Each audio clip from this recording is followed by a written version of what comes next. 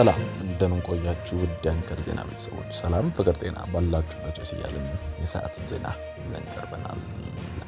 ኤርትራና ትግራይ በዋነኝነት ህወሓት ተባብረው ኢትዮጵያን መንግስት ያጠቃሉ የሚሉ መረጃዎች ሲናፈሱ ቆይተዋል። አሁን ግን ከውስጥ አዋቂዎችም እንደሰማነው የኤርትራ ዋና ጠላት ትግራይ ናት የሚል አስተሳሰብ በኤርትራዎች መካከል መስፈሩ ተገኝቷል። ሻዕቢያ ጸረ ኢትዮጵያ ትርክት የሚሰራጭበት ትምህርት ቤትም እንዳለው ተነግሯል። ከሳህል ተራራዎች እስከ አዲሎ ቤተ መንግስት የዘለቀው የሻዕቢያ መርዘኛ አስተምሮ ህወሓትን ከጎኑ አድርጎ ኢትዮጵያ መንግስትን ለማጥቃት በሚያደርግበት ሴራ ላይ አሁን ዱብዳ ገጥሞታል። ከህወሓት ጋር ቁርሾ ውስጥ እንደገቡና እርስ በርስ በክፉ ቁራኛ መታየት ጀምሯል። ይህ ለምን ሆነ?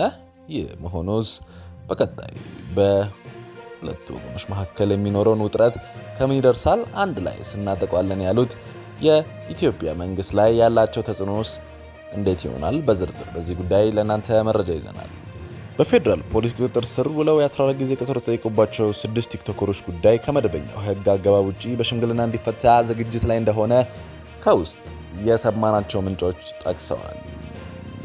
አዶናይን ጨምሮ ሌሎች የተያዙ 6 በላይ ሰዎች እንዳሉ በዚህ ሚዲያ መዘገባችን ይታወቃል። ትላንት በቲክቶክ ስሙ አዶናይ ተብለው የሚታወቀው ወጣት መፈታቱ ታይቷል። ሆኖም ቀሪዎቹ 6ቱን ፍርድ ቤት ከማቅረብ በሽምግልና ለመፍታት ጉዳዩ ከፖለቲካ ጋር እየተገናኘ ይገኛል። ፌዴራል ፖሊስ 6 ቲክቶከሮችን ከማህበረሰብ እሴትና በአፈላ ያገናኘ አለባበስ ለብሷል በሚል ቁጥጥር ስር ያዋለ ሲሆን በተመሳሳይ አዲስ አበባ ፖሊስም 2 ቲክቶከሮችን በቁጥጥር ስር አውሎ ምርመራ እያጣራባቸው እንደሚገኝ ተነግሯል።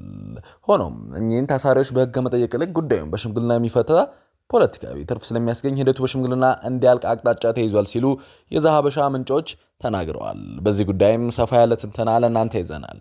በኢትዮጵያ ለሁለት ቀናት ጉብኝት ለማድረግ ማክሰኞ ጀምሮ አዲስ አበባ የሚገቡት የህንድ ጠቅላይ ሚኒስትር ፍሬንዱ ሞዲ ሮብ ታህሳስ 8 2018 ለህዝብ ተወካዮች ፌዴሬሽን ምክር ቤት ንግግር ያደርጋሉ መባላቸው አስገረም። ፕሬዚዳንቱ በህዝብ ተወካዮች ምክር ቤት ተገኝተው ንግግር እንደሚያደርጉ ተሰምቷል። ጠቅላይ ሚኒስትር ሞዲ ንግግር የሚያደርጉት ጠቅላይ ሚኒስትር አብይ አህመድን በሚገኙበት የሁለቱ ምክር ቤት የጋራ መድረክ ላይ መሆኑን ኢትዮጵያ ኢንሳይደር ዘግቧል። የፌዴሬሽን ምክር ቤት በሰኞ በአባላቱ ባስተላለፈው አስቸኳይ በሚል መልእክት በላከው መልእክት በሁለቱ ሀገራት መሪዎች ለጋራ ምክር ቤቱ ንግግር እንደሚያደርጉ በማስታወቅ በአዲስ አበባና በዙሪያ የሚገኙ ምክር ቤት አባላት በዕለቱ ህዝብ ተወካዮች ምክር ቤት መሰብሰቢያ አዳራሽ እንዲገኙ አሳስቧቸዋል። የተወደዳችሁ የአንከር ዜና ቤተሰቦች መረጃውን እየሰማችሁ ባላችሁበት ሁኔታ የዩቲዩብ ገጻችንን ሰብስክራይብ፣ ላይክ፣ ሼር ማድረጋችሁ እንዳረሱ። ለቻናላችንም እንግዳ ከሆናችሁ ሰብስክራይብ አድርጋችሁ ከአንከር ዜና እንድትወዳጁ ጋብዘናል። አሁን ከላይ የጠቀስናቸውንና ሌሎች ዝርዝር መረጃዎችን ይዘን ወደ እናንተ እናልፋለን። የኤርትራ ጠላት ትግራይ ናት ስትል ሻዕቢያ ተናግራለች። ከሳህል ተራራዎች እስከ አዲሎ ቤተ መንግስት የዘለቀ የሻዕቢያ መርዘኛ አስተምሮ ህዝባዊ ግንባር ሓርነት ኤርትራ ያለ እድሜ ልዩነት ስለ ኤርትራ ነጻነት ሲያስተምር ኤርትራ በኢትዮጵያ ቀኝ ግዛት ስር ሆና ብዙ ጉዳት እንዳስተናገደች የኤርትራ ህዝብም በኢትዮጵያ በአበሻሻ ቀኝ ገዥነት ብዙ ጉዳት እየደረሰበት ይገለጻል። ለዚህም እንደ ዋቢ አድርጎ የሚያስተምርበት ኤርትራ 3 ጠላቶች አሏት ይላል። እነሱም አንደኛ መሳፍንቶች፣ ሁለተኛ ምዕራብ ኢምፔሪያሊዝም፣ ሶስተኛ ኢትዮጵያ ናቸው ብለው እንደሚያስተምሩ ዛሬ የተሰማው ነገር ተደምጧል። ስለ ኢትዮጵያ ጠላትነት ሲያስተምርም ኤርትራ የጨመረ ካርታ በስፋት ይጠቀማል። በኤርትራ ካርታ ላይ ጭንቅላት የሚል ቃል ወይም ስም ይጽፍበታል። በትግራይ ካርታ ደግሞ ልብ የሚል ቃል ይጽፍበታል። የቀረው የኢትዮጵያ ካርታ ስም ሳይጻፍበት ይተዋል ተብሏል። በኤርትራ ካርታ ላይ ጭንቅላት ተብሎ የጻፈበትን ምክንያት ሲተነተን የአካባቢው አውራ ኤርትራ ናት፣ ነፃ መውጣት አለባት ሲል አይመጥናትም ብሎም ያስተምራል። የትግራይ ካርታ ልብ በሚል ስያሜ ለምን እንደሚሰጡት ፖለቲካዊ ትርጉምን ተንተነው ሲያስተምሩ ትግራይና በኤርትራ በሌላው ስም ሳይሰጣት በኢትዮጵያ መካከል የተፈጠረች አደገኛ ቀናናትን ብለው ያሰምራሉ። ለሌላኛው ስም ሳይሰጡት የቀረው ኢትዮጵያ አካባቢው ምንም እንደማይመጥናቸው የልብን ድርሻ እየተጫወተች የምትኖረው ኢትዮጵያ ተብለው እንዲኖሩ የምታደርጓት ትግራይ ናት። ትግራይ ከሌለች እነሱ ዋጋ የላቸውም። ለኤርትራ ነጻነት ዋና ጠንቅና ጠላት ትግራይ ናትም ይላሉ። ይህ በተለይ በሳህል ተራሮች ከነሱ ጋር የነበረ በደንብ ይገልጹታል። ቀይ እምባባ የሚል የበረሃ የወለዷቸው ህፃናትም ነበረቻቸው። ለእነዚህ የሚሆን ትምህርት ቤትም ነበራቸው። በትምህርት ቤቱ ህፃናት ይህንን ፖለቲካዊ አስተምሮት በሰፊ ይሰጡ እንደነበረ ብዙ ሰዎች ይናገራሉ። የጀነራል ዮሐንስ ገብረ መስቀል ከተናገሩት ነው ለናንተ ያቀርብ ነው። በተያያዘ ዜና ለኢትዮ ኤርትራ ማስጠንቀቂያ ተሰጥቷል። የተለያዩ ሀገራት የአልጀርስ ስምምነት 25ኛ ዓመት በማስመልከት በወጡት መግለጫ ኢትዮጵያና ኤርትራ ውጥረት ከማባባስ እንዲቆጠቡ አሳስበዋል። እንደ እንግሊዝ፣ ፈረንሳይ፣ ካናዳ፣ ጃፓን እና ሀያላን ያሉ ሀገራት በአሁኑ ወቅት እየተፈጠረ ያለውን የኢትዮ ኤርትራ ውጥረት እንደሚያሳስባቸው አስታውቋል። ሀገሪቱ በተናጠልና በጋራ በወጡ መግለጫ ኢትዮጵያና ኤርትራ የገቡበት ውጥረት በሰላማዊ መንገድ እንዲፈቱ አሳስበዋል። ሁለቱም ሀገራት እንዳቸው የሌላቸው ሉዓላዊነትና የግዛት አንድነት እንዲያከብሩ ሀገራቱን ጠይቋል። የሀገሪቱ ጠቅላይ ሚኒስትር አብይ አህመድና ፕሬዚዳንት ኢሳያስ አፈወርቂ የአልጀርስን ስምምነት ለማክበር የፈረሙት ስምምነት እንዲያከብሩ አሳስበዋል።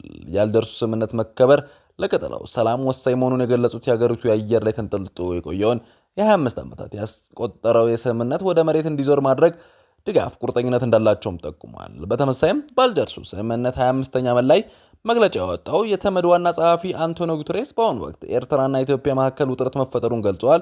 በሁለቱ ሀገራት መካከል እንደ አዲስ ያገረሽ ያለው ውጥረት ለቀጠናው የሰላም ሁኔታ አደገኛ መሆኑን ጉተሬስ በመግለጫቸው ጠቁመዋል። የተፈጠረው ውጥረት አሳሳቢ መሆኑን የገለጹት ጉተሬስ ኢትዮጵያና ኤርትራ መሪዎች በአልጀርስ ስምምነት የገቡትን የድንበር ቃል ኪዳን እንዲያከብሩ አሳስበዋል።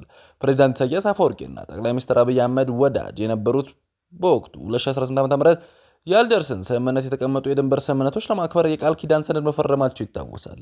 በኢሳያስና አብይ የተፈረመው የአልጀርስ ስምምነት የመቀበልና ተግባራዊ የማድረግ ስምምነት ዳግም አደጋ ውስጥ ገብቶ ዛሬ ላይ ውዝግብ ወደ ቀይ ባህር ተሻግሯል። በኢትዮጵያ በኩል ከባድማ እስከ ቡሬ እልባት ያላገኘው ድንበር ውዝግብ ዛሬ ላይ የሚቃኘው ከባህር በር ጋርም ተያይዞ ነው።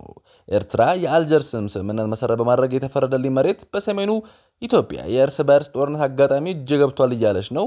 ይሁን እንጂ ኢትዮጵያ አይደለም የአልጀርሱን ስምምነት የኤርትራ የሀገርነት ጭምር ጥያቄ ውስጥ በማስገባት አሰብን በማስመለስ ጥያቄ አንስታለች።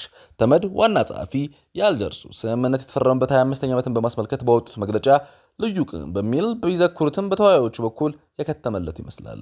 አብይና ኢሳያስ በፈረሙት ስምምነት መሰረት ኢትዮጵያና ኤርትራ በመካከላቸው ያለው ድንበር ግጭት በዘላቂነት ለመፍታት ዘላቂ ሰላምን ለማስፈን የሁለቱ ሀገራት ሉዓላዊነት፣ የግዛት አንድነት እንዲያከብሩ የሚያዘውን የሰላም ስምምነት ቃል እንዲያከብሩና ለዚህም ቁርጠኛ መሆናቸውን በድጋሚ እንዳረጋግጡ ዋና ጸሐፊ አቅርበዋል።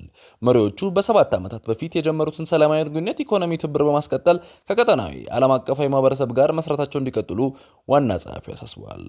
ለዚህም የተባበሩ መንግስታት ያላሰለሰ ጥረት እንደማይለያቸውና ሁሌም ከጎናቸው መሆኑን ዋናው ጸሐፊ አንቶኒዮ ጉተሬስ ተናግረዋል።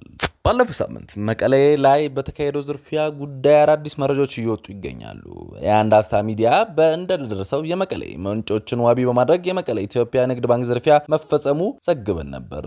በዛሬው ዕለትም በዝርፊያው ሆኖ ፎርን ፍሪኩዌንሲ የተለየ መረጃ ወጥቷል። በከተማ ውስጥ የህወሓት ታጣቂዎች ናቸው የተባሉ ታጣቂ ኃይሎች በተለያዩ አካባቢዎች የሚገኙ የንግድ ባንክ ቅርንጫፎችን በኃይል በመዝረፍ ጥሬ ገንዘብ ለመውሰድ ያደረጉት ሙከራ እንዳሰቡትም ሳይሆን ተናግሯል። አንዳንዶች ግን የስተት ነው የተለያዩ የባንክ ጥገናዎችን ለማድረግ ሌሊት የተሰለፉ መኪናዎችን በማየት ነው የተባለው መረጃም ተሰምቷል። የተወደዳችሁ ተመልካቾቻችን ለሰዓቱ የያዝናቸው ዜናዎች እኚህን ይመስላሉ። የዩቲዩብ ገጻችንን ሰብስክራይብ፣ ሼር፣ ላይክ በማድረግ አጋርነታችሁን አሳዩን። ሰናይ ጊዜ